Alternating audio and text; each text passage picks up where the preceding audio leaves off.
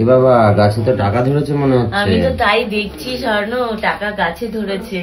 তোমরা যে কথায় বলো টাকা কি গাছে ধরে, এই দেখো টাকা গাছে ধরিয়ে দেখিয়েছি, টাকা গাছে ধরেছে। কেমন লাগছে জিনিসটা? ভাল লাগছে? পুরো একটা অন্যরকম আইডিয়া, অন্যরকম কনসেপ্ট।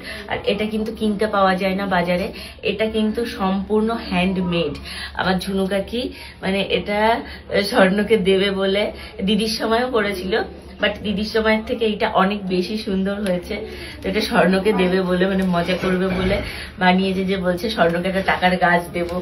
তো ঝুনু কাকি নিজের হাতে বানিয়েছে, এই যে ডাল কেটেছে, পুরো গাছের মতন দেখতে একটা ডাল কেটেছে, সেটাকে এই যে এই কাগজ দিয়ে মুড়িয়েছে, মুড়িয়ে তার সাথে এই যে টাকাগুলো লাগিয়েছে।